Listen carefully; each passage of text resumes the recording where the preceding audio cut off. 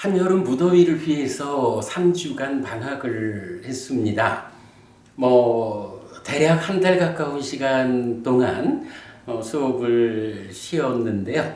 오늘부터 이제 새로이 또 공부 과정을 시작하도록 하겠습니다. 첫 시간에는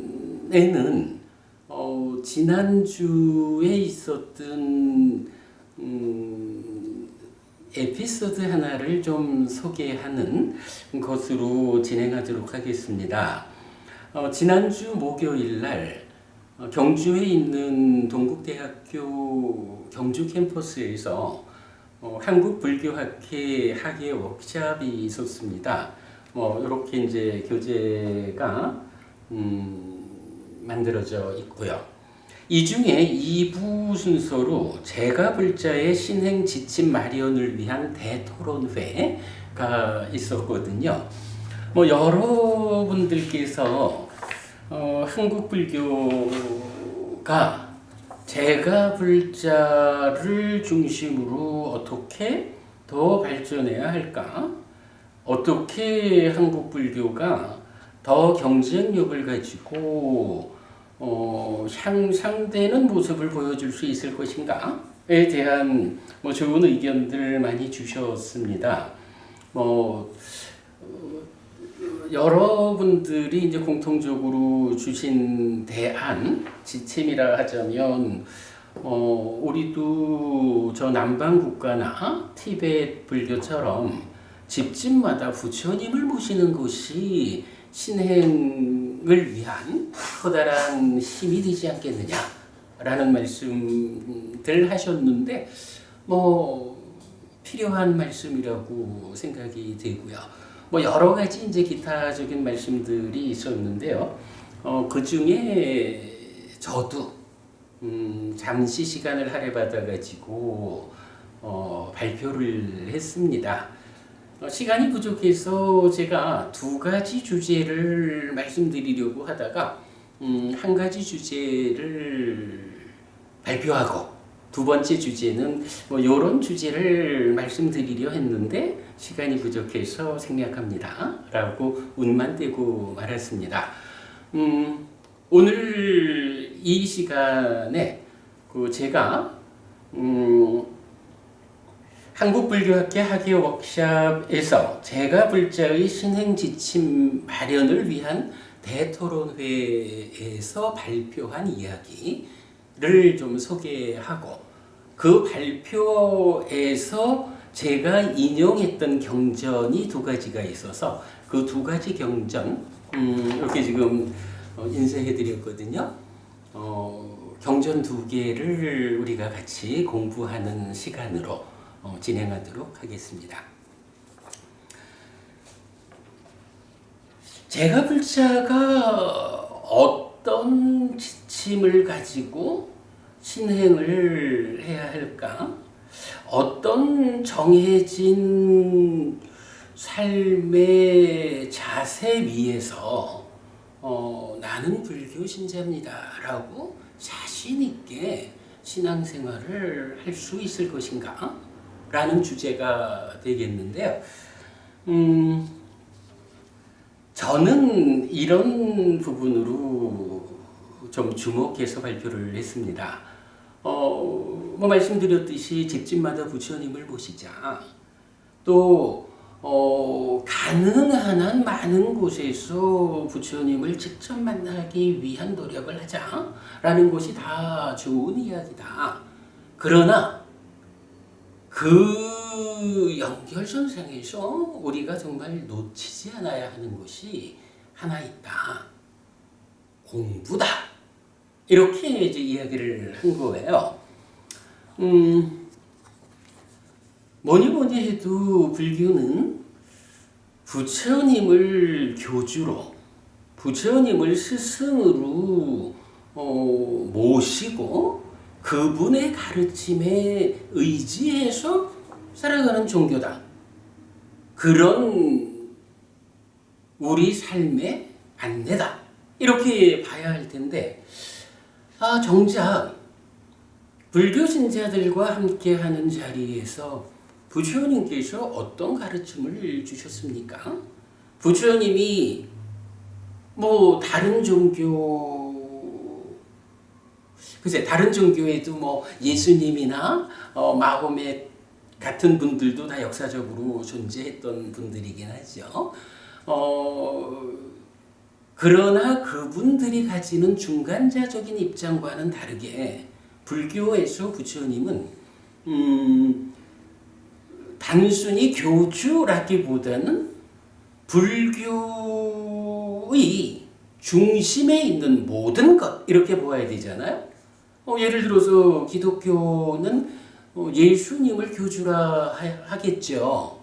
그러나 기독교는 예수님이라는 교주라 불리지만 중간자 뒤에 창조주 하나님 여호와라고 하는 그 종교의 본질 자리를 두고 있잖아요. 근데 불교에는 사실 그게 없거든요. 오직 부처님께서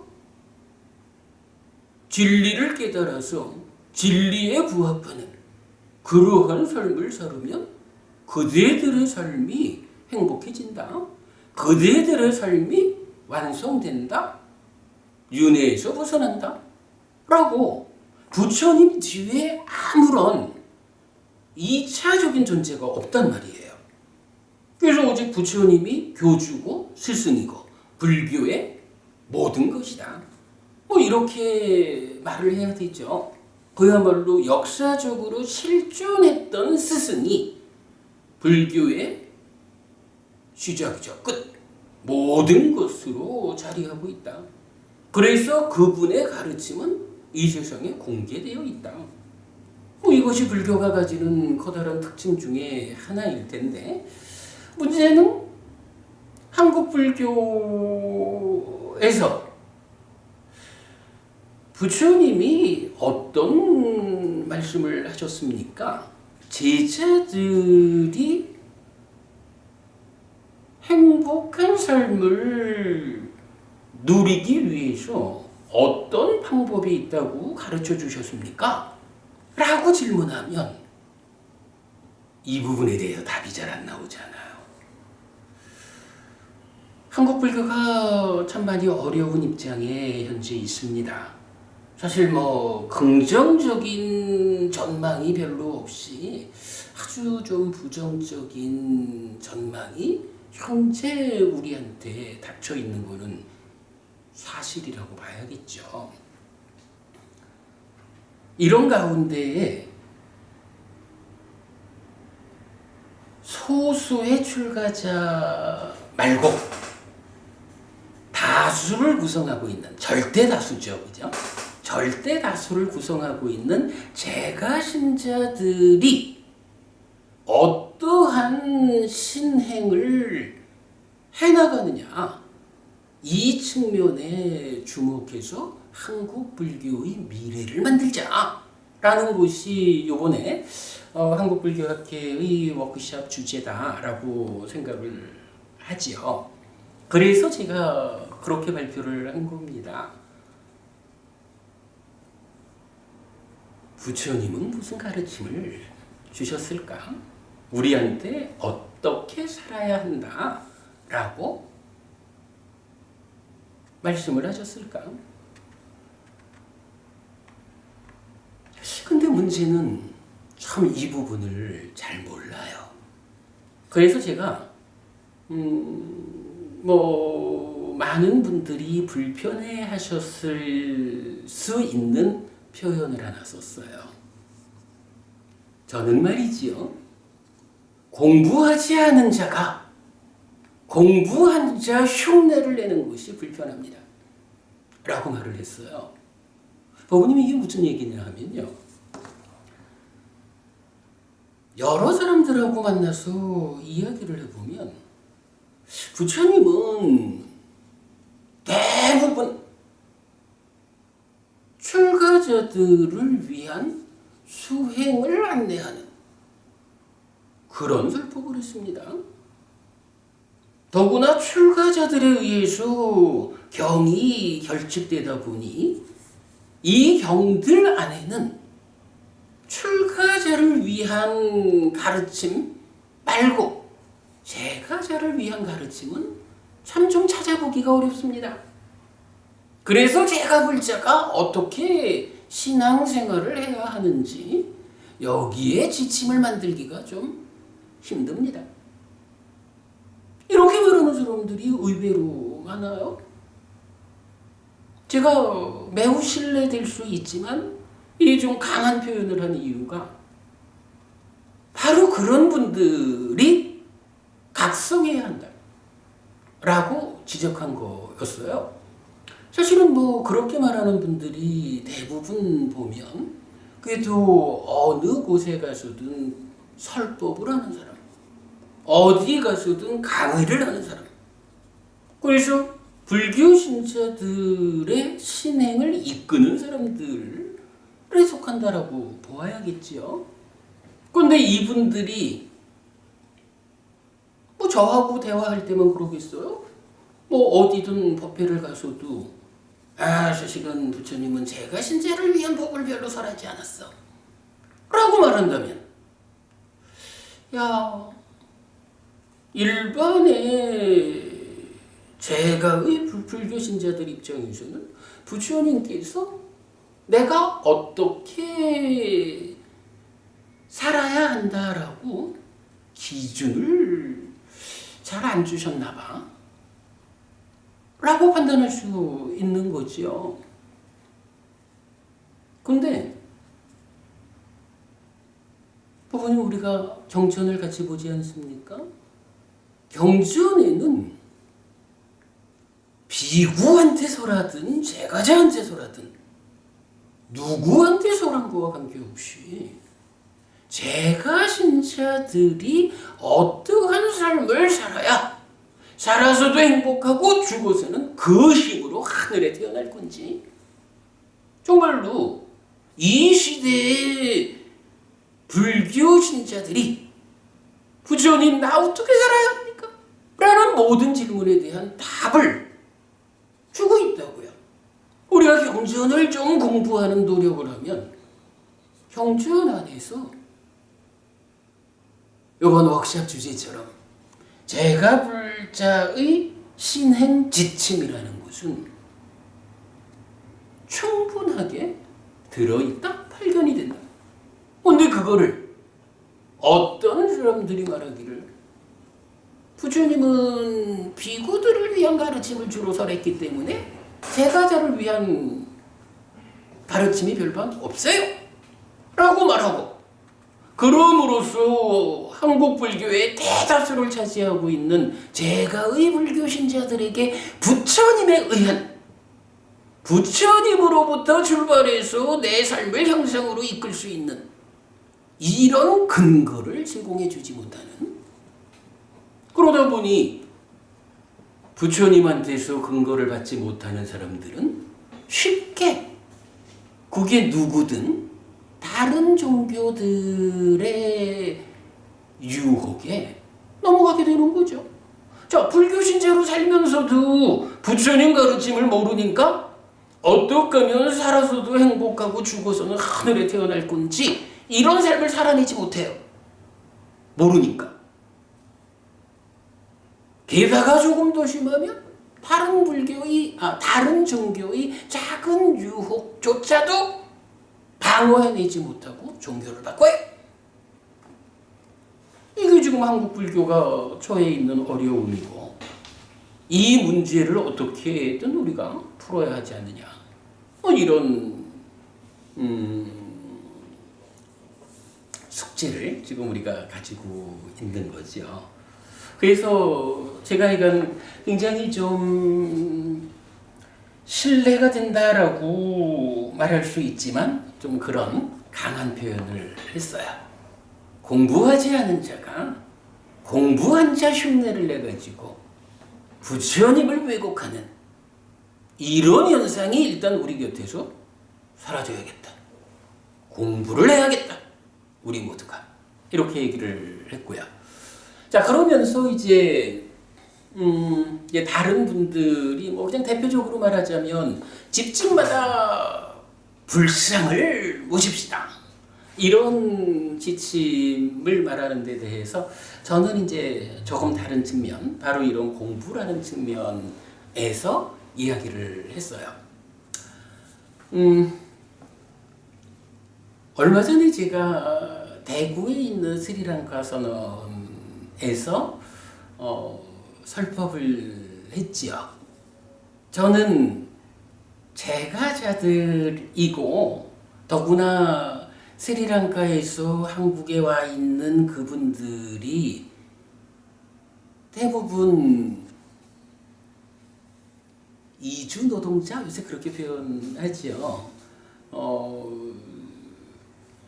한국에 와서 힘들게 일을 해가지고 그 돈으로 스리랑카의 삶의 기반을 마련하기 위한, 이게 좀 현재 한국에서 살기로는 힘든 분들이잖아요. 뭐 스리랑카 입장에서야 뭐 충분히 훌륭한 사람들입니다만은.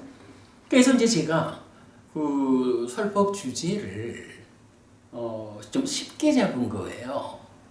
어떻게 하면 제가의 불교 신자들이 행복한 삶을 살 수 있을까? 그래서 경전을 하나 소개를 했어요. 여러분, 배운 자의 행위경이라는, 배운 사람의 행위경, 이런 경이 있습니다. 이 경에서 보면 부처님이 누구나 원하지만 얻기 어려운 것이 네 가지가 있다 라면서 설명을 해주는 내용이 있습니다. 자, 그러면 누구나 원하지만 얻기 어려운 것 무엇이 있을까? 첫 번째는 법과 함께하는 재물을 얻는 것.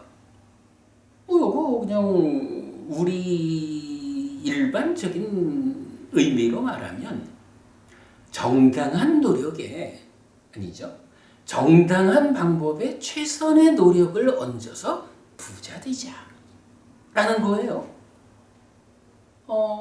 결코 부처님이 불교 신자는 무소유의 삶, 청빈한 삶을 살아라 라고 삶을 이끌어주지 않으셔요. 부처님은 제가 신자로서 이 세상에서의 세간의 삶을 살아가는 자라면 부자로서 살아야 한다. 그런데 문제는 부자가 되는 과정에서 정당하지 않은 방법으로 재물을 얻으면 이것은 부작용을 초래한다. 사실은 정당하지 못한 방법을 통해서 우리가 얻을 수 있는 것보다 우리가 삶의 과정을 통해서 할 수 있는 거죠. 그것 때문에 비롯되는 부작용이 훨씬 더 크다라는 부분을 잘 알고 있어요. 그렇기 때문에 부처님은 부자가 되어라, 부자로 살아라. 다만 부작용을 초래하지 않기 위해서 정당한 방법에 최선의 노력을 얹어서 부자 되라, 재물을 얻어라, 이렇게 말하는 거거든요. 그게 이제 법과 함께하는 재물을 얻어라, 이렇게 이제 말씀하시는 거예요. 근데 법원님 어떠셔요? 정당한 방법에 최선의 노력을 얹어서 부자 되자라는 거 법원님 싫으세요? 좋죠. 싫을 리가 없는 거예요. 그죠? 누구나 다 원하는 거예요. 사실은 그거를 못하니까 문제지. 뭐 우리가 뭐 쉽게 말해서 나는 보시공덕을 좀 지어야겠습니다 라고 말할 때도 부자가 보시할 수 있는 양하고 재물을 갖지 못한 사람이 보시할 수 있는 양이 달라요. 뭐 그 보시를 어떻게 하느냐에 따라서 뭐 어떻게 결실이 올 것이냐라는 건 2차적인 문제고, 동일하게 올바른 방법으로 커다란 결실을 가져오는 보시를 한다면 기왕이면 내가 부자여서 많은 것을 그렇게 보시하면 더 좋은 거죠. 뭐 이거야 뭐 말할 필요 없이 당연하죠. 그래서 부처님 누구나 원하지만 얻기 어려운 거 첫 번째로 정당한 방법에 최선의 노력을 얹어서 부자 되는 거 이렇게 말씀을 하셔요. 두 번째는 명성을 얻는 것이라는 거예요.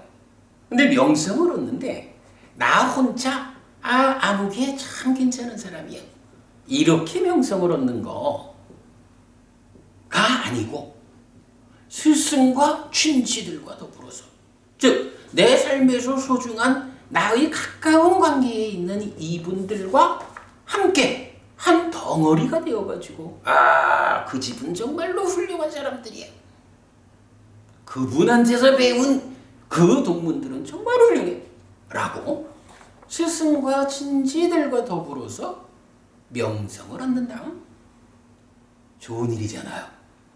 부처님이 산다라는 것이 다 헛된 것인데 무슨 명성을 얻으려고 그래? 이렇게 말하지 않는 거예요. 이거 여러분 우리 진짜 잘 봐야 돼요. 부처님이 그야말로 출가 비구들이 아니라 세간의 삶을 살고 있는 세가 제자들을 위해 가지고 안내하는 삶은 그가 우리가 알고 있는 거하고 다르다라는 부분 우리 분명히 짚고 가야 되죠. 근데 하여간 이런 명성을 얻는 일이 기왕이면 그랬으면 좋겠어요. 누구나. 그런데 잘 안 된다는 거죠. 세 번째는요. 건강하게 오래 사는 거예요. 이건 설명이 필요 없죠. 이 세상 누구든 간에 장수하고 싶다라는 바람은 다 갖는 거예요. 기왕이면 건강하게 오래 살고 싶다라는 거야. 누구나 원하지요. 그러나 사실은 그게 어렵죠. 조금 장수한다라고 하면 병을 끼고 살고 아니면 단명하거나 그래서 정말이지 누구든 건강하고 오래 사는 것은 다 바래요. 그러나 그게 쉽지를 않아요. 몸이 가지는 유한성 이런 거겠죠. 네 번째는 그렇게 살고도 즉 법과 함께하는 재물을 얻고 스승과 친지들과 더불어 가지고 명성도 얻고 그리고 건강하고 오래 사는 여기에 더해 가지고 네 번째로 그렇게 살다가도 죽은 다음에 하늘에 태어나는 거 좋잖아요. 부처님이 말씀하시는 누구나 원하지만 얻기 어려운 네 가지가 바로 요거예요. 법부님 이런 삶을 살 수 있다면 부처님 제자가 되어가지고 가르침을 실천하는 삶을 통해서 이렇게 얻기 어려운 네 가지를 얻을 수 있다라고 한다면 이 세상 누가 불교신자 되기를 거부할까? 다른 종교를 믿을 필요가 없죠. 이유가 없죠. 그죠? 자, 그럼 이제 이렇게 원하지만 얻기 어려운 네 가지를 부처님 지시하고 이것도 좀 잘못 생각하면요. 근데 말이야. 그 네 가지가 좋기는 좋은 건데 참 그게 얻으려면 힘들잖아. 어차피 한평생 살다 갈 건데 그거 뭐 얻으려고 애쓰지 마. 라고 부처님은 가르치지 않는다는 거예요. 부처님은 그보다는 그래 그렇게 누구나 원하지만 얻기 어려운 네 가지를 얻을 수 있는 방법을 내가 알려주겠다. 부처님이 이렇게 말하거든요. 그럼 그 얘기는 뭐예요? 그렇게 살려 하지 마. 이거 아니죠? 그렇게 살아야 된다. 그렇게 사는 방법을 내가 가르쳐주겠다. 부처님 제자라면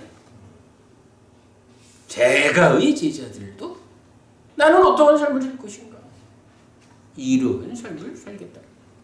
이러한 삶이 부처님에 의해서 가능하다. 이렇게 접근하는 것이 불교신자의 삶이다. 그리고 이제 부처님은 거기에 대해서 답을 주셔요. 이 네 가지를 얻는 방법이 네 가지가 있다. 하나는 믿음을 가져야 한다. 두 번째, 오계를 지켜야 한다. 세 번째, 보시해야 한다. 네 번째, 지혜를 가져야 한다. 경전은 믿음과 오계와 보시와 지혜라고 하는 요 네 가지를 통해서 우리 삶에서 얻을 수 있는 것을 다양하게 설명을 해줘요.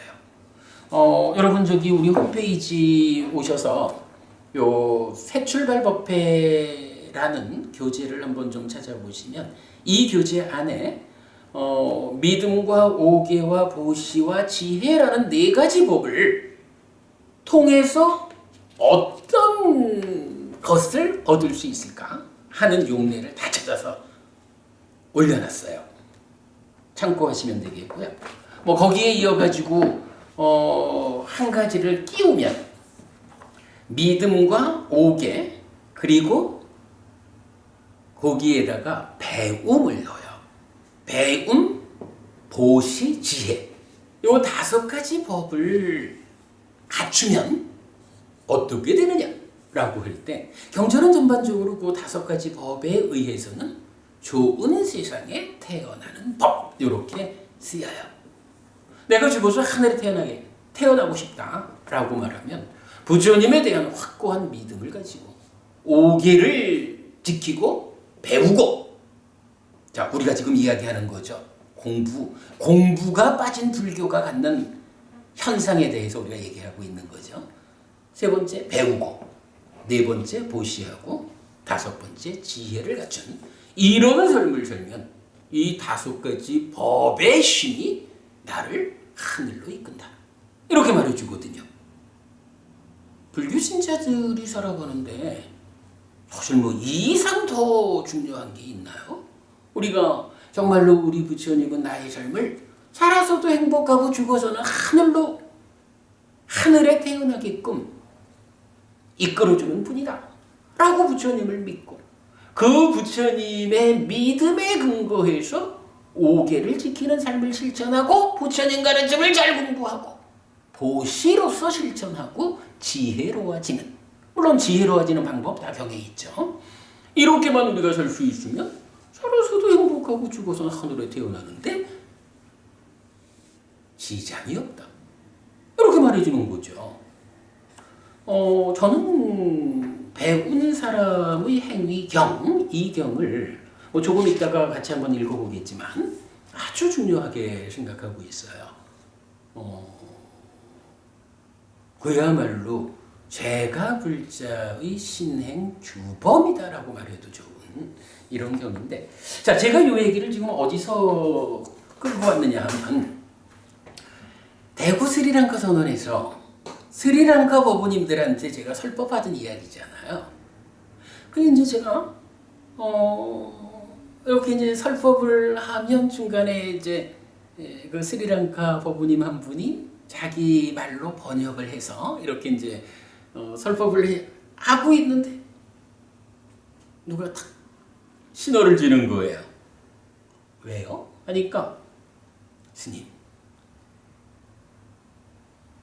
우리나라에서는 그러니까 스리랑카에서는 초등학교 때부터 배우는 경이에요. 이렇게 말을 한 거야. 아니 해피 스님은 스리랑카에서 한국으로 돈을 벌러 온 그분들을 위해서 어떻게 하면 우리가 이렇게 원하지만 얻기 어려운 것들을 얻을 수 있을까? 라는 설법을 하고 있는데 아니 스님 그거요. 스리랑카에서는 초등학교 때부터 배웁니다. 알고 있습니다. 이렇게 말을 하니까 제가 거기서 조금 미안해졌죠. 그래서 그렇군요 하고 설법 중간에 중단을 하고 다른 이야기를 조금 하다가 마쳤거든요. 지난번에 한번 제가 그 번데기 앞에서 주름 잡기라는 말로 이 얘기를 한번 했었죠. 그야말로 번데기 앞에 주름 잡는 얘기를 했어요. 한국과 스리랑카가 지금 세계의 뭐 어떤 그 운영 상황에서 스리랑카보다 지금 한국이 경제적으로 잘 살아요. 그러다 보니까 스리랑카 사람들이 뭐 코리안 드림 이래 해서 한국으로 돈을 벌러 와 있어요. 그분들도. 근데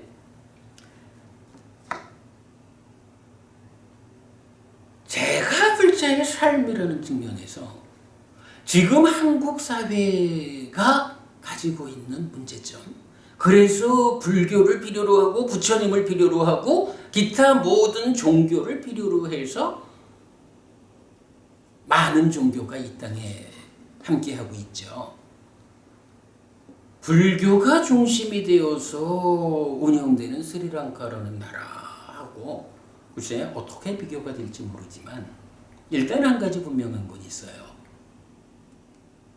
이렇게 어려서부터 부처님이 살아서 직접 설한 가르침을 공부하는 사람들로 구성되어 있는 그 나라가 안전하고 평화롭다라는 부분을 우리가 인정해야 하지요. 뭐 절에 와서 만난 거니까 그런지 몰라도 보통 뭐 몇백 명 정도가 이제 주말마다 모이는데 참들 맑아요. 제가 볼 때는 그분들의 삶이 어떤 삶이냐? 바로 부처님 가르침을 배워 알고 실천하는 것으로서 신행의 지침으로 삼은 삶이다. 이렇게 말하고 싶은 거예요. 집집마다 부처님을 모시자, 불상을 모시자 하는 것도 우리에게 중요한 신행 지침이 됩니다.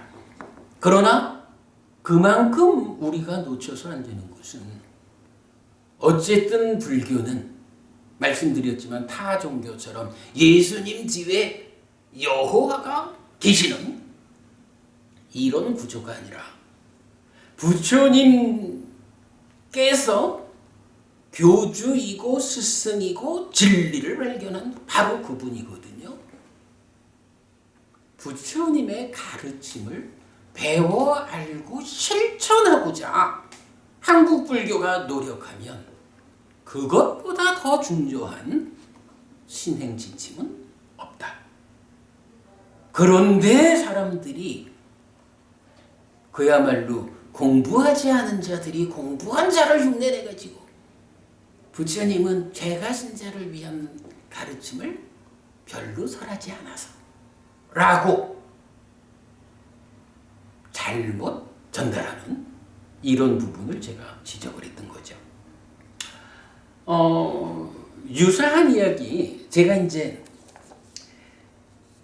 그 이야기 중에 경전 하나를 좀 더 소개해 드렸어요. 나는 드린 교재 중에 뒤쪽으로 가면 웰루드와라에 사는 자 경 이렇게 되어 있어요. 웰루드와라라는 곳에 부처님 가셨더니 이제 거기 사는 바라문 장자들이 부처님한테 질문을 해요. 자, 그 2페이지 중간에 있는 내용을 한번 볼게요.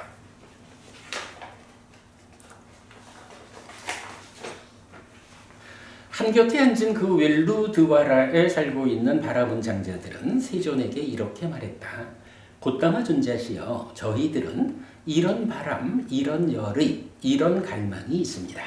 우리는 자식들이 북적거리는 집에서 살게 되기를, 우리는 가시에서 산출된 전단향을 사용하게 되기를, 화환과 향과 연고를 즐겨 사용하게 되기를, 금, 은을 향유하게 되기를, 몸이 무너져 죽은 뒤에 좋은 곳 천상에 태어나게 되기를 이라고.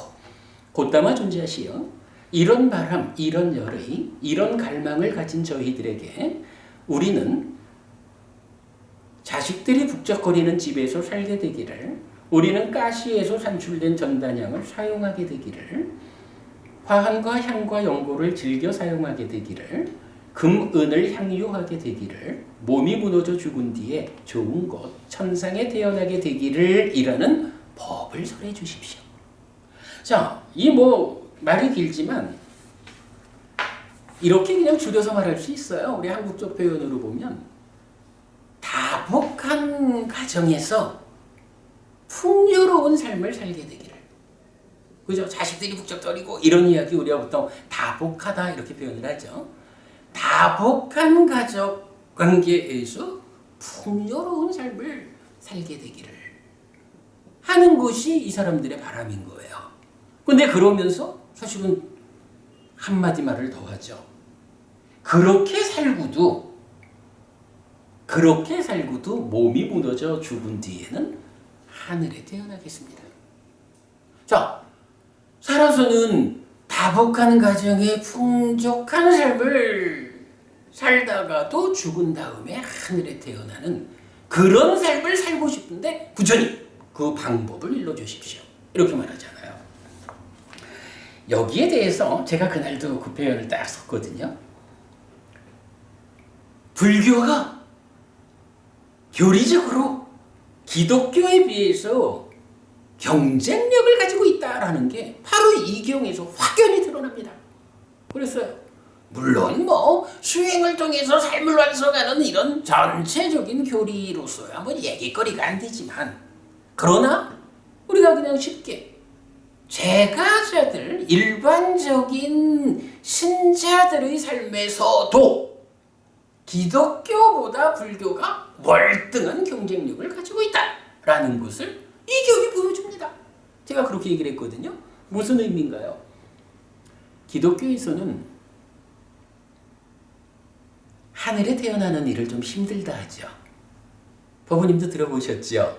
낙타가 바늘귀를 통과하는 것보다 부자가 하늘에 태어나는 일이 더 힘들다. 이렇게 말하잖아요. 제가 이거 정확한 인용을 한 거지.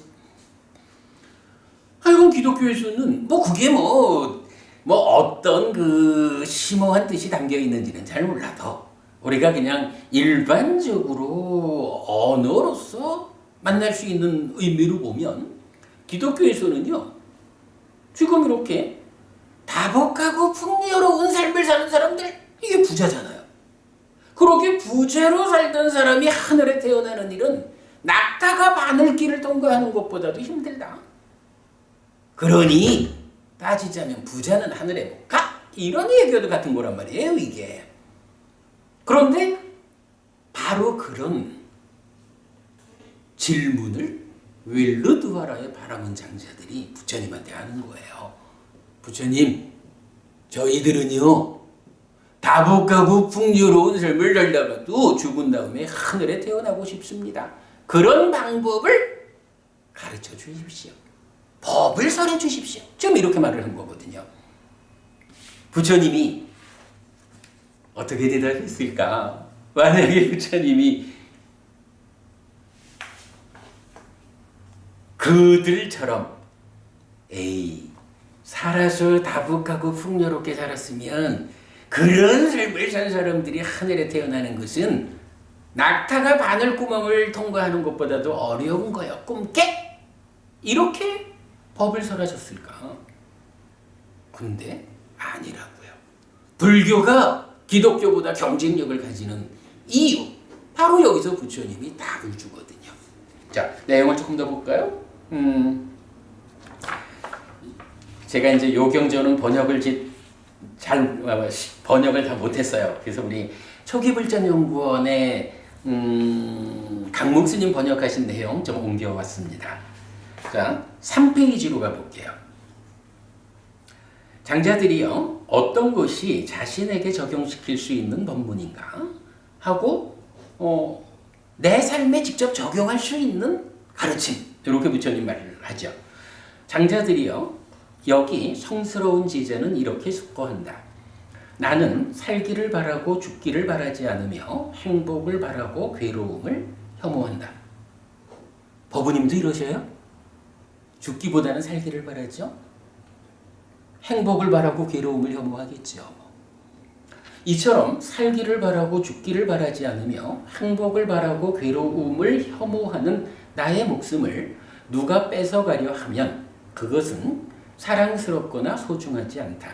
그런데 만일 내가 살기를 바라고 죽기를 바라지 않으며 행복을 바라고 괴로움을 혐오하는 다른 사람의 목숨을 뺏으려 하면 그것은 그에게도 사랑스럽거나 소중하지 않다. 나에게 사랑스럽지 않고 소중하지 않은 법은 남에게도 역시 사랑스럽지 않고 소중하지 않다. 그러니 어떻게 나에게 사랑스럽지 않고 소중하지 않은 법을 다른 사람에게 적용할 수 있겠는가라고 이렇게 숙고하죠. 그는 이렇게 숙고한 뒤에 1. 자기 스스로 생명을 죽이는 것을 멀리 여의고 2. 남으로 하여금 생명을 죽이는 것을 멀리 여의도록 하고 3. 생명을 죽이는 것을 멀리 여의는 것을 칭송한다. 이와 같이 그는 몸의 행실을 세 가지로 정정하게 한다. 이런 이야기예요. 기본적으로 우리가 10업이라는 게 있잖아요. 10업을 잘못 지으면 괴로움을 만드니까 10악업이 되고 올바로 지으면 행복을 만드니까 10선업이 되죠. 그럼 10선업 중에 첫 번째가 불살생이잖아요. 불살생, 다른 생명을 해치지 않는다 라는 이 하나의 주제를 두고 이게 보통의 경우는 뭐 다른 생명을 해치지 않는다 이렇게 10선업으로 나오잖아요. 근데 지금 이 경우는 주제가 뭐예요? 다복하고 풍요롭게 살다가도 죽으면 하늘에 태어나는 이런 방법을 말하는 거잖아요. 그러니까 그냥 10선업을 지어라 이거보다는 조금은 더 확고한 10업을 지을 것을 부처님 요구하는 거죠. 자, 다복하고 풍요롭게 살다가 하늘에 태어나기 위한 방법. 첫째, 불살생을 하는데 어떻게 하느냐? 내 스스로 다른 생명을 해치지 않는다. 그리고 두 번째, 다른 생명을 해치지 않아야 합니다. 라고 다른 사람들에게도 10선업을 지어야 합니다. 다른 생명을 해치는 일은 안 됩니다. 라고 다른 생명을 해치지 않도록 이끌어주는 일을 하는 거죠. 그리고 세 번째, 그래가지고 누군가가 다른 생명을 해치지 않는 삶을 살았다라고 하면 훌륭합니다. 라고 칭찬한다. 이렇게 말하는 거죠. 사실은 이제 이런 종류의 경전 중에 가장 폭넓게 설명하는 경은 지옥과 천상경이든가 하나의 경에서는 요걸 네 가지로 말해요. 나도 다른 생명을 해치지 않아요. 다른 생명을 해치지 않도록 남을 이끌어줘요. 다른 생명을 해치지 않으면 칭찬해줘요. 그리고 네 번째는 누가 해칠까요? 라고 물으면 동의하지 않는 거예요. 아니야, 해치지 마. 다른 생명을 해치는 일에 동의하지 않는 거. 다른 생명을 해치지 않겠습니다. 라고 할 때 동의해 주는 거. 그래, 잘하는 거야. 다른 생명을 해치지 않아야 돼. 이렇게 내가 해치지 않고 다른 사람을 해치지 않게 이끌고 해치지 않는 삶을 칭찬하고 해치지 않아야겠죠?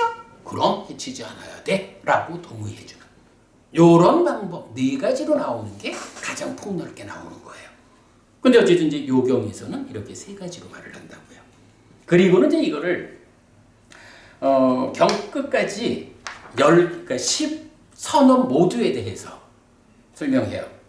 그냥 그거 쭉 읽어만 볼까요? 저기 자 3페이지 밑에 단락에 보면 그는 이렇게 숙고한 뒤에 자기 스스로 주지하는 것을 가지는 것을 멀리 여의고 남으로 하여금 주지하는 것을 가지는 것을 멀리 여의도록 하고 주지하는 것을 가지는 것을 멀리 여의는 것을 칭송한다.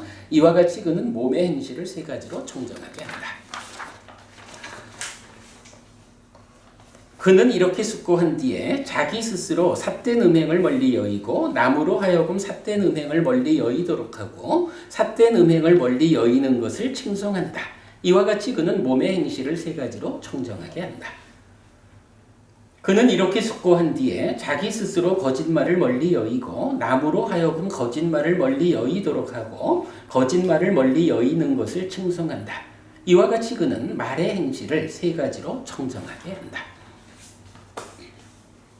그는 이렇게 숙고한 뒤에 자기 스스로 중상모략을 멀리 여의고 남으로 하여금 중상모략을 멀리 여의도록 하고 중상모략을 멀리 여의는 것을 충성한다. 이와 같이 그는 말의 행실을 세 가지로 청정하게 한다. 그는 이렇게 숙고한 뒤에 자기 스스로 욕설을 멀리 여의고 남으로 하여금 욕설을 멀리 여의도록 하고 욕설을 멀리 여의는 것을 충성한다. 이와 같이 그는 말의 행실을 세 가지로 청정하게 한다.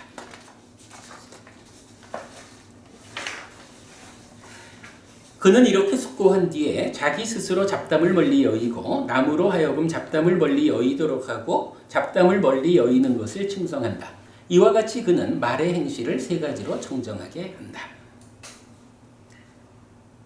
여기까지 하면 10업 중에 신업과 구업에 속하는 7가지가 되는 거죠. 우리가 보통 말할 때 이제 이 계행과 관련한 것은 이렇게 몸과 말의 행위 그 범위에서 설하고 있죠.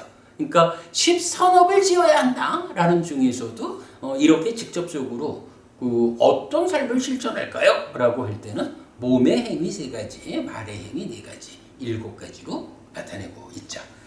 자, 그 다음에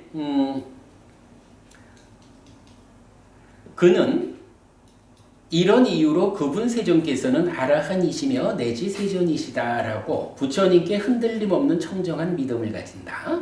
법은 세존에 의해 잘 설해졌고 내지 지자들이 각자 알아야 하는 것이다 라고 법에 흔들림 없는 청정한 믿음을 가진다.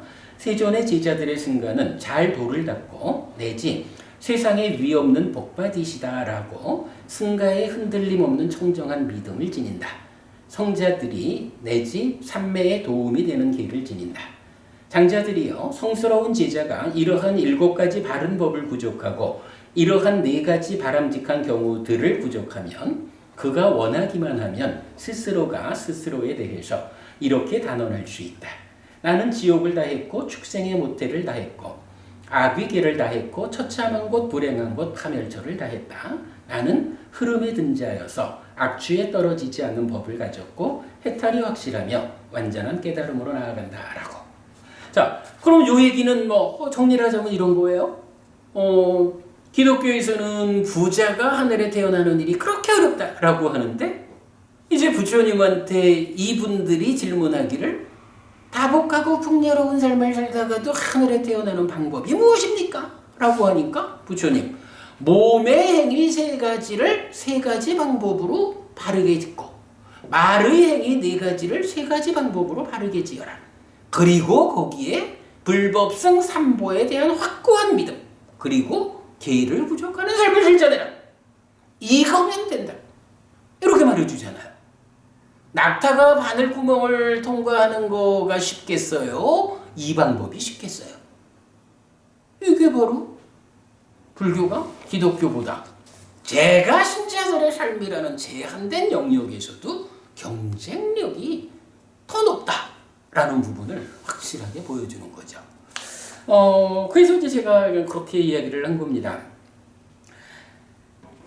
작금의 한국 불교의 현실, 이 어려움 위에서 제가 불자의 신행 지침을 마련해야겠다라는 이런 토론의 자리에 나는 무엇보다도 이제 우리가 부처님 가르침을 배워 알고 실천하는 이러한 신행이야말로 한국 불교를 일으키는 가장 중요한 방법이 됩니다.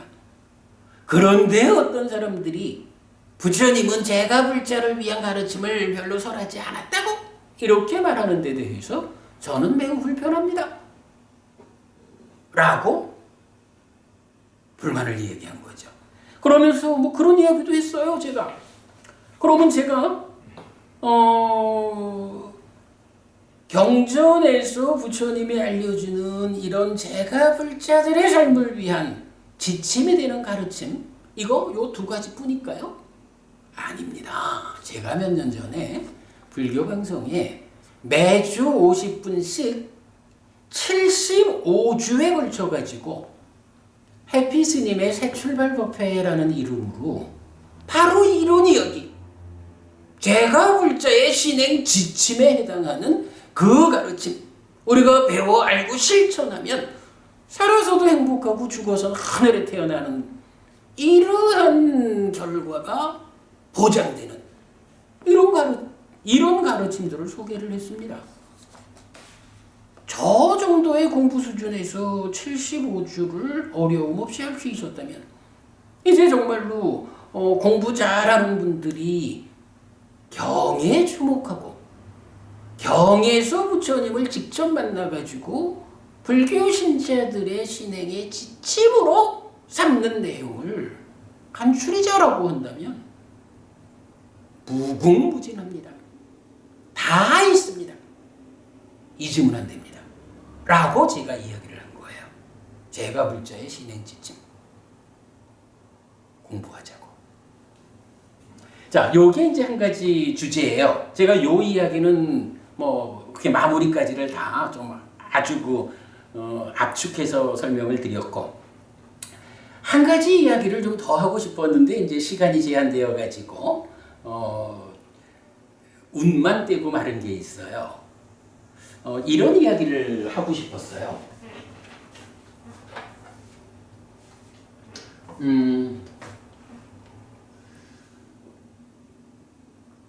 얼마 전에도 제가 얼마 전에 제가 그 불교방송 무명을 밝히고 해서 그 주제의 질문에 답을 좀 한 적이 있어요. 작금의 한국 불교의 현실에 대해서 전체적인 포괄적인 대안이 있다면 어떤 것이 있을까? 제가 이런 이야기를 좀 했습니다. 한국 불교는 무엇이 특징이냐? 라고 하면 보부님 이거 많이 들어보셨겠죠? 한국 불교는 다양성의 특징을 갖고 있다. 뭐 어떠한 것이든 아주 다양하게 불교의 모습을 갖고 있다라고 말하는데, 이거 사실 또 좀 비판적인 눈으로 보면 무엇이든지 나 불교할래 이러면 불교라는 이름을 갖다가 뒤집어 쓸 수 있는 이런 부분도 좀 생각할 수 있어요. 그러니 뭐 점 보는 사람도 다 불교라 하고 뭐 그래야 하죠. 그래서 제가 어찌 보면 한국 불교의 이런 상황은 모두가 말하는 그 다양성이라는 특성 때문에 생겨난 것이 아닐까라고 생각합니다. 그래서 작금의 문제를 해결하기 위해서는 우리가 어떤 단일함을 확보해야 할 것 같습니다. 그렇다고 단일함을 확보하자라고 해가지고 지금 함께 있는 다양성의 불교를 여기는 빼고 저기는 빼고 뭐 이래야 할 수는 또 우리가 없죠. 다양성이 특징이다라고 하는 현실의 문제를 우리가 거부할 수 없다면, 그러나 그 안에서도 이 다양함을 하나로 꿰어주는 공통점, 다양함 안에서 단일성을 확보할 수 있어야, 그래도 최소한 어디 가서든 나는 불교 신자입니다 라고 말하면 불교 신자는 이러합니까? 라고 물을 때 그렇습니다 라고 답할 수 있어야, 공감할 수 있어야 우리는 불교 신자입니다 이렇게 말하지. 다양성에 의해서 불교 신자라고는 불리지만 이야기를 하다 보면 하나도 일치하는 게 없어. 이거 어떻게 우리가 당신도 불교 신자고 나도 불교 신자야 이렇게 말할 수 있을까? 이런 측면에서 단일함, 공통점에 대한 이야기를 제가 제시하고 싶습니다. 이런 이야기를 한 거예요. 법원님이 많이 아시는 내용입니다만은 부처님 가르침은 토대가 있다라는 표현을 우리가 쓰죠. 부처님이 누구냐라고 말할 때 이런 표현 써요. 깜마와디 끼리야와디 라고 해서 업을 설하는 자,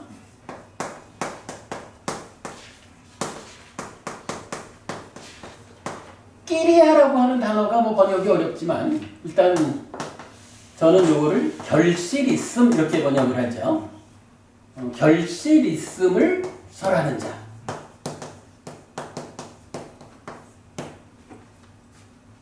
이렇게 부처님을 말한다고요? 이게 무슨 이야기인가요?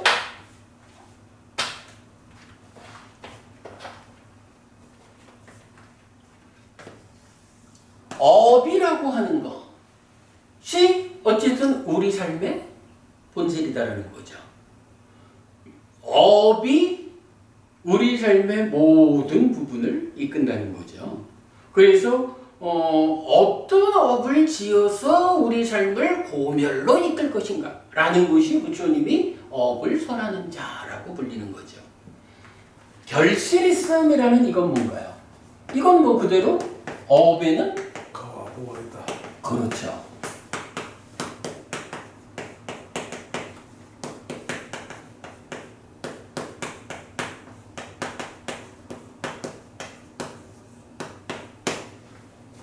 뭐 결실 이렇게만 말할 때는 과까지를 말하는 거가 되지요. 보는 이제 나중에 우리가 현실적으로 겪는 거니까. 그러나 어쨌든 이제 뭐 확장된 의미로는 업에는 과와 보가 따른다. 내가 어떠한 업을 지으면 그 업이라는 것은 반드시 결실이 있다. 무익한 업을 지으면 괴로움이라는 결실이 있는 거고, 유익한 업을 지으면 행복이라는 결실이 있는 거죠. 그리고 그 결실이 다른 조건들과 결합해서 내 삶에서 직접 경험되는 거. 보 이렇게 말하죠. 그래서 부처님을 말할 때 깜마와디, 끼리야와디, 업을 설하는 자, 결실 있음을 설하는 자 이렇게 말하거든요. 요 업에는 과와 보가 따른다라는 요 표현을 우리가 참 놓치면 안 되죠. 그런가 하면 또 어떤 경전은 과거, 미래, 현재에 모든 부처님이 설하는 공통된 가르침을 설하죠.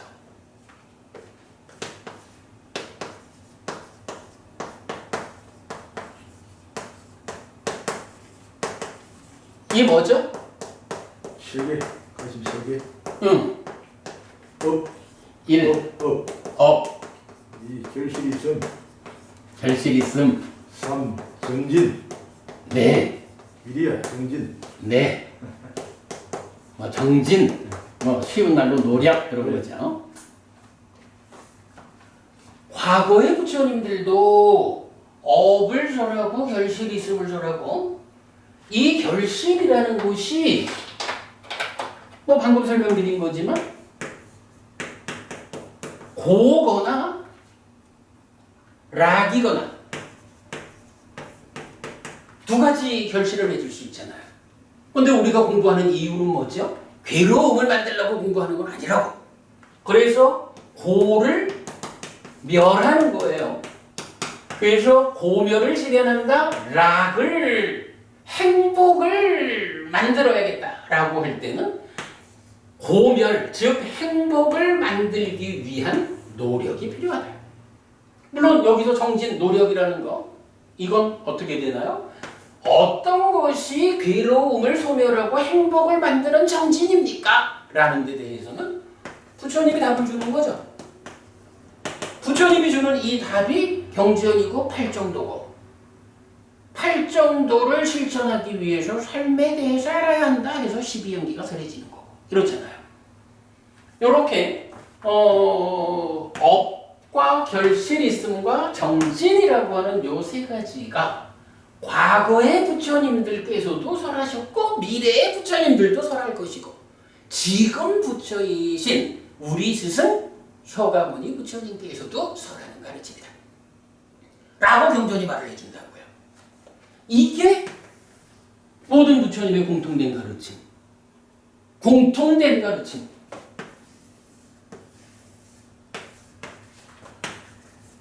이게 말하자면 다양성을 극복하기 위한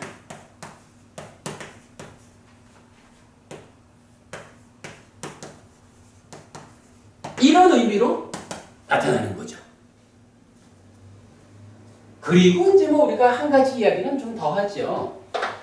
자, 모든 부처님의 공통된 가르침이 있습니다. 이것이 표현하자면 공통된 가르침이니까 모든 부처님들은 이 세 가지 위에서 법을 설한다는 거잖아. 그러니까 이게 모든 부처님 가르침의 토대가 되는 것이다. 이렇게 말을 하는 거죠. 가르침의 토대. 그리고 이러한 토대 위에서 이제 필요한 일이 뭔가요? 한 가지 일을 더 하죠.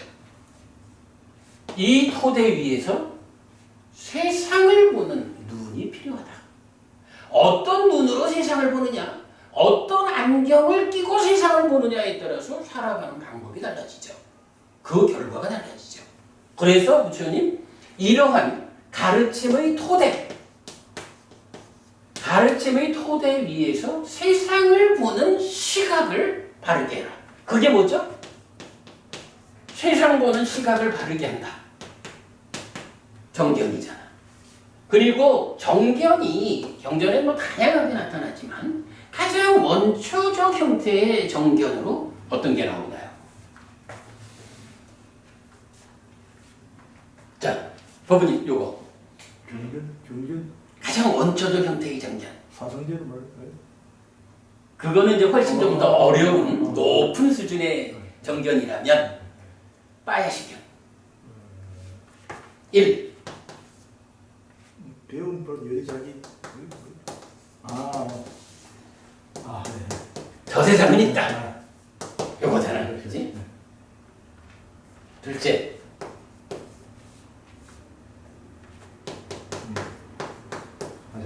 화생하는 중생이 있다. 그죠? 그리고 세 번째 뭐야?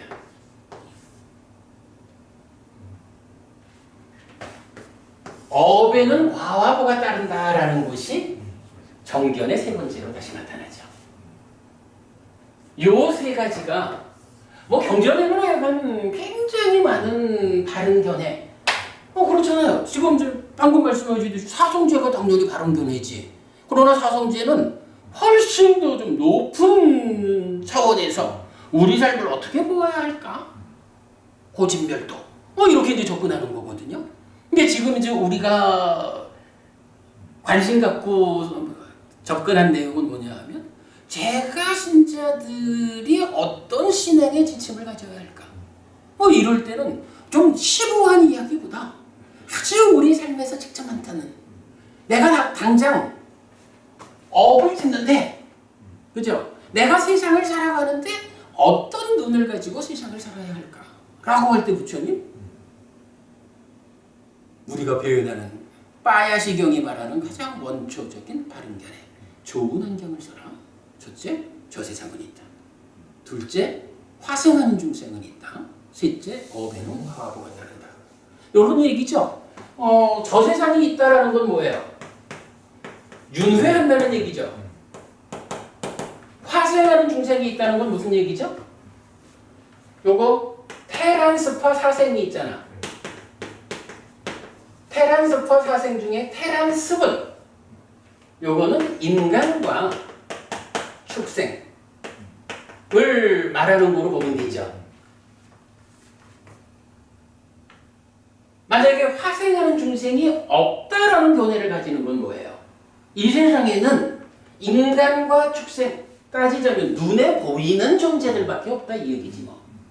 근데 화생하는 중생이 있다라는 요 말 한마디에 의해서 어떤 일이 생겨요? 지옥, 악이, 굳이. 천상. 굳이 우리 눈에 직접 보이지 않는 것, 부처님 깨달음의 눈으로 지혜의 눈으로 보았을 때 존재하는 것, 부처님이 알려주는 세상 이거죠. 지옥, 악의, 천상 이런 세상이 있다라는 거잖아.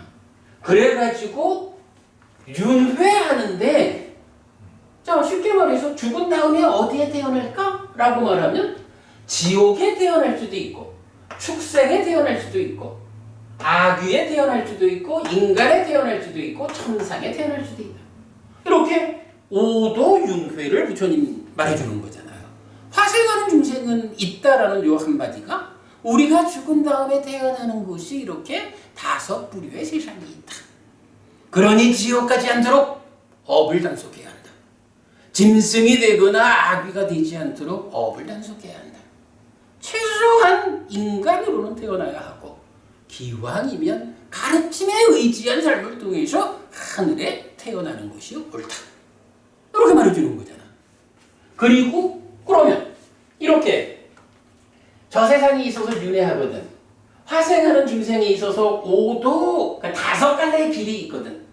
법은이 우리 그 중에 어디 가야 돼? 하늘에 가야지. 하늘에 나야지. 물론 궁극적으로야 윤회에서 벗어나야 되죠. 그러나 윤회에서 벗어나는 그 궁극의 완성에 가기 전에는 어떻게? 하늘에 태어나야지. 못해도 인간으로는 태어나야지. 지옥, 축생, 악귀라고 하는 사막처에는 가면 안 되지. 부처님이 많은 경전을 통해 가지고 사막처에는 가지 않아야 한다. 한 번 가면 돌아오는 일이 너무 어렵고 고통스러운 삶이다. 이런 말하는 거잖아요. 불교 신자가 되어가지고 이러한 사막처에 떨어진다라고 하면 참으로 부끄러운 일이죠. 그런데 이렇게 최소한 인간으로는 태어나야겠다. 하늘에 태어나야 할 것이야.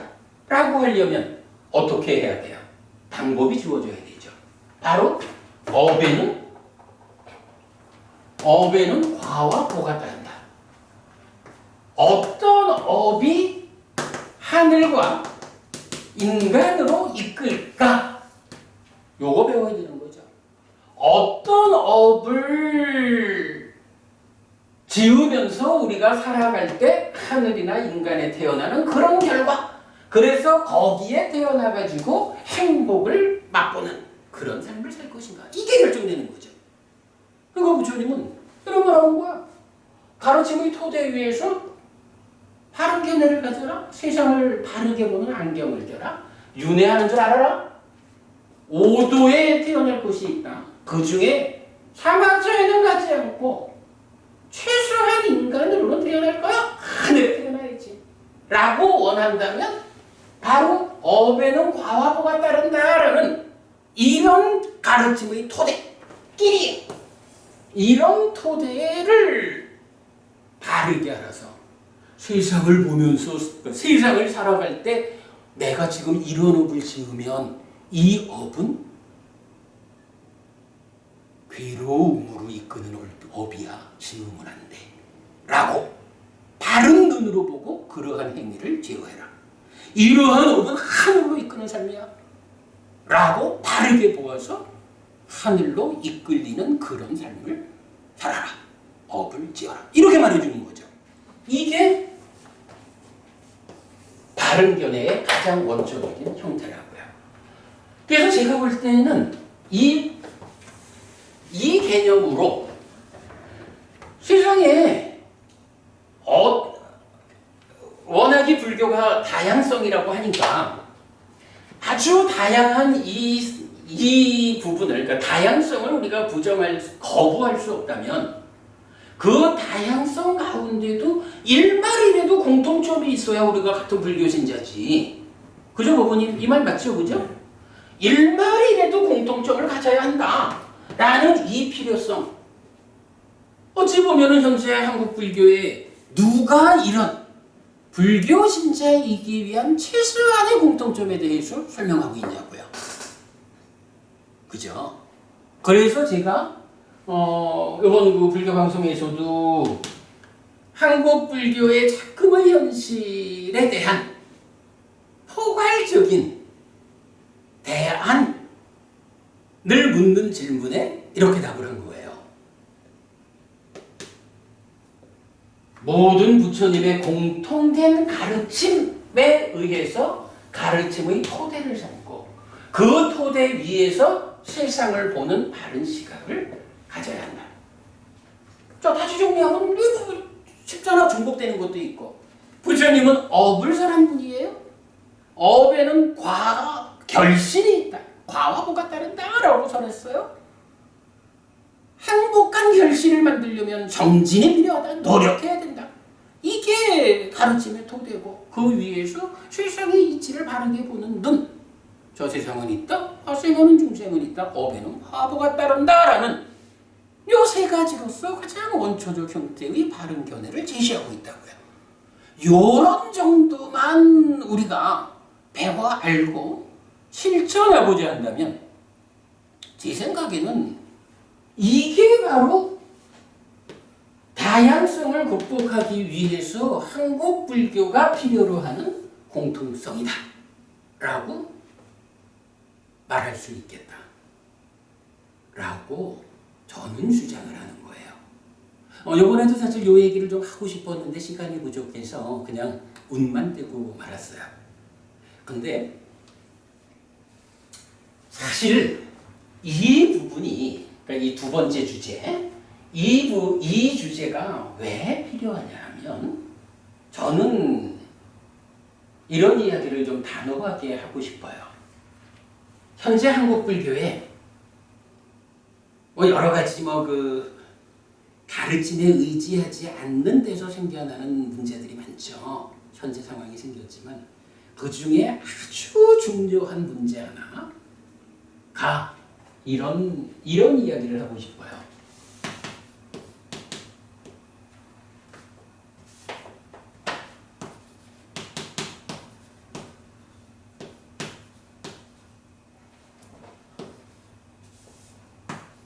요게 단자죠. 단멸론자들이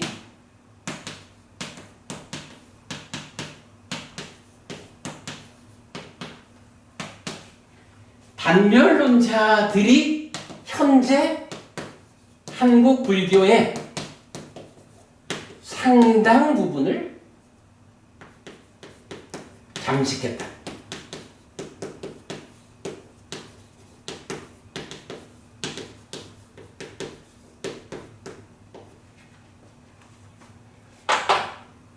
어부님이 이 이야기 공감하실 수 있을지 모르겠어요. 얼마 전에 제가 이런 이야기도 한번 했었죠.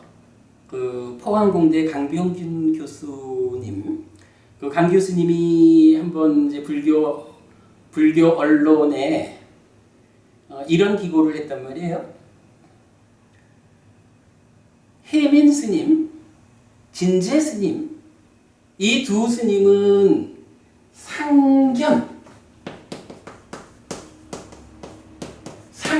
가진 자다. 즉 아트만을 주장하는 사람이다.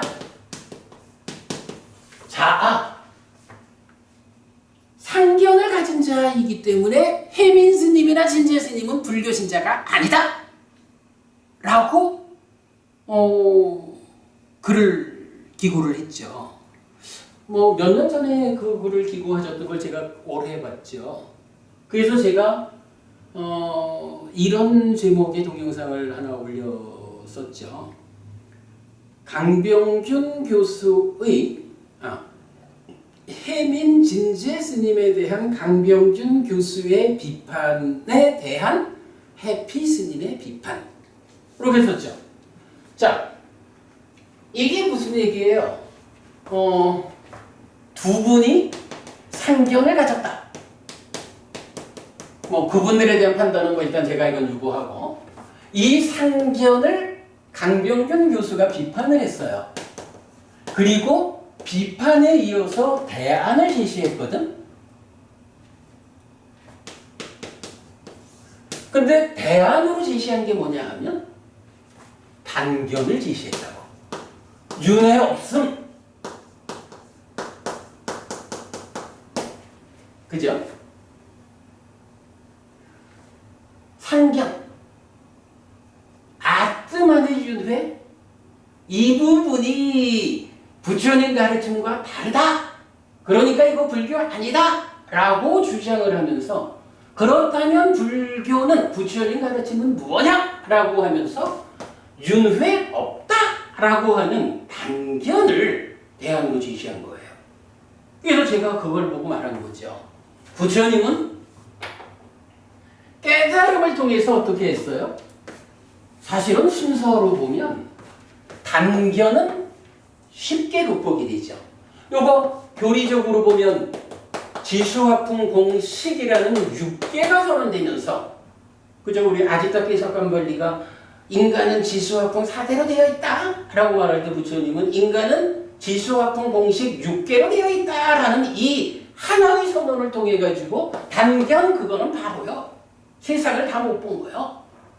그래서 단견은 일찍 극복하는 거죠. 그리고 나서 사실은 우리가 가래를 요계, 유해, 무유해 이럴 때 유해라고 불리는 이 존재라고 하는 부분이 뭐예요? 바로 나라고 하는 내 삶의 중심에 아트만이 있다라고 보는 바로 그 상견을 극복하는 과정이 12연기고 8정도잖아요. 단견은 쉬운 거예요. 이거는 그야말로 우리 저기 제4선에 가서도 볼 수 있잖아요. 아, 참으로 몸이라는 것은 이렇게 보잘것없는데 내 마음이 식이 요 몸에 의지하고 묶여 있구나라고 제4선에서도 이미 보아가지고 더 이상 몸에 묶이지 않는 그러한 삶을 실천하잖아요. 공무견처럼 무색계로 올라가는 거잖아. 그건 따지면 수행자한테는 쉬운 거거든. 이건 뭐 부처님 가르침을 좀 배워야 한다 하면 어려울 게 없는 거거든. 그런데 상견이라고 하는 내 마음이라고 하는 요거는 정말로 변치 않는 나의 자라는 이 부분을 극복하는 것은 어려운 일이죠. 이걸 극복한 것이 무아를 선언하는 부처님이잖아요. 그래서 상견도 극복하고 단견, 윤회 없다라는 것은 일찌감치 극복되는 거고 상견, 윤회하는데 악드만이 하는 거예요. 이 부분을 어떻게 극복해요? 윤회하지만 윤회하는 그 자가 누구냐 하니 삶의 과정을 누적하면서 변화하는 시기다. 이 부분을 드러내주는 게 12연기잖아요. 시기 윤회하는 것이다. 이 시기 아트만 아니다. 매 순간순간의 삶의 결과를 쌓아가면서 변화하는 그래서 무아이고 연기인 이 시기 마음이 윤회하는 것이다 라는 것을 드러내주는 게 불교적인 윤회잖아요. 부처님은 분명히 상견을 극복한 그 자리에다가 단견을 세우는 게 아니라고. 단견은 일찌감치 극복되는 거야. 쉬운 얘기야 이건. 그리고 저 참나라고 불리는 아트만이라고 하는 그놈 그거 극복하는 일로 깨달음을 찾는 거라고. 그래서 삶의 과정을 누적하면서 변화하는 연기 무아인 식에 의한 윤회를 부처님은 설명하잖아요. 단견도 극복하고 상견도 극복한 삶에 대한 실제로서의 윤회라고. 그러면 이제 우리 강 교수님이 야 진재 스님, 혜민 스님 상견을 주장하니까 그거 아닙니다 라고 말했다면 상견을 극복한 그 자리에는 무아인 시기윤회하는 이거를 대안으로 제시해줘야 된다고. 근데 엉뚱하게 그 자리에다가 윤회 없음. 그야말로 고등학생의 공부를 부정하면서 초등학생 수준의 답을 제시한 이런 꼴이 된 거잖아요. 그래서 제가 혜민 스님, 진재 스님에 대한 강병균 교수의 비판에 대한 해피 스님의 비판, 이런 이름으로 반견과 상견을 모두 극복한 윤회 이야기를 제시를 한 거죠. 이런 내용이, 이게 뭐 지금 그 강 교수님 한 분의 이야기가 아니잖아요. 우리 주변에서 불교 안에 있으면서 불교 신자들이 모이는 법회 자리에 가가지고 윤회 없음을 설하고 있는 많은 한국 불교에 지금 표나는 지도자들이 많잖아. 그 사람들이 다 뭐예요? 단멸론자이면서 한국 불교의 상당 부분을 잠식하고 있는 거야. 근데 제가 볼 때는 이 부분, 단멸론자한테 잠식당했다라는 이게 한국 불교를 가장 취약하게 만드는 원인이 된다. 왜? 이거는 자체로 설명이 필요 없는 거예요. 우리가 지금도 살아서도 행복하고 죽어서 하늘에 태어나려면 어떻게 해야 된다고요? 10업 중에 앞에 몸과 말의 행위 7가지를 이렇게 3가지 방법으로 지어야 됩니다. 그러면 그 업이 어떤 업이냐고요?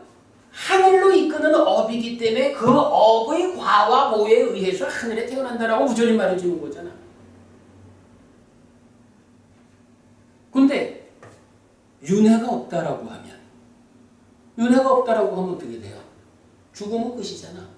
부처님이 그 많은 경전들을 통해서 내 삶이 이 몸과 함께하는 단편적인 삶이 아니다. 그러니 살아서도 행복해야 하고 죽은 다음에도 더 나은 삶이 연결되도록 올바르게 살아야 한다라고 말하는 모든 가르침들이 윤회 없다라는 한마디에 의해서 부정되는 거라고요.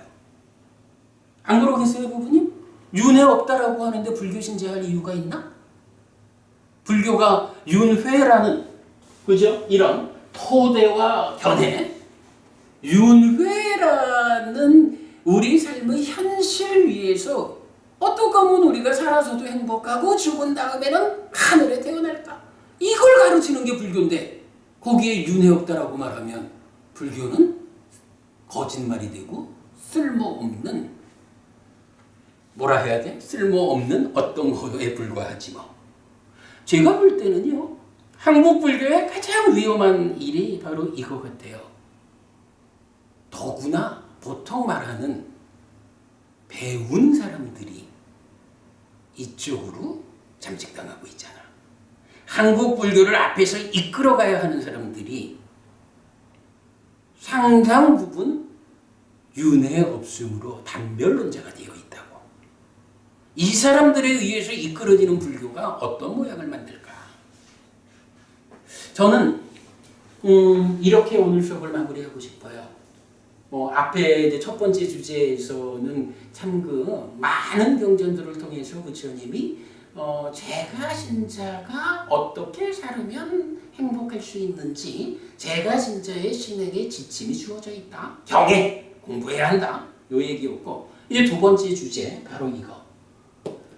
한국 불교의 작금의 상황에 대한 전체적 해결 방안, 다양성을 극복하기 위한 단일함으로의 공통점이 제시되어야 한다. 이 공통점이 무엇이냐?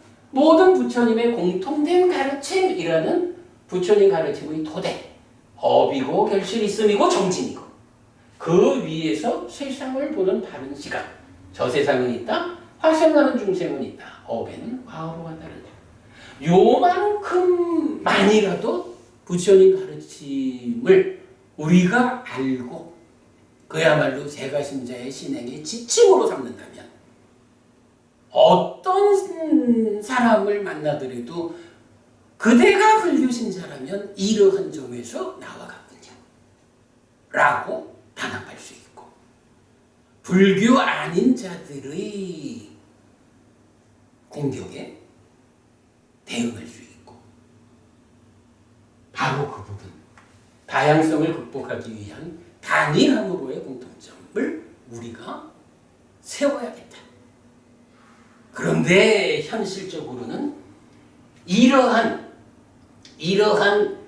가르침의 토대고 바른 시각에 대해서 정면으로 거부하는 자, 그야말로 불교 신자 아닌 거예요. 단멸론자는. 이러한 불교 신자 아닌 단멸론자가 한국 불교의 상당 부분을 잠식하고 있어서 그들이 이끄는 대로 그야말로 한국 불교의 신자 수는 우수수 떨어져 나가고 있다. 바꿔야 한다. 요 부분 말씀드렸어요.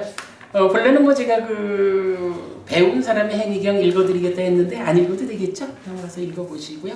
홈페이지에 올려드리도록 하겠습니다. 한 달 가까이 법회를 쉬다가 오늘 오랜만에 수업을 했습니다. 그래도 지난주에 있었던 한국불교학회 학예 워크샵에서 제가불자의 신행지침 마련을 위한 대토론회에서의 저의 발언을 좀 되새겨서 소개해드렸습니다. 도움 되시기 바랍니다. 마치겠습니다. 네, 수고하셨습니다. 고맙습니다.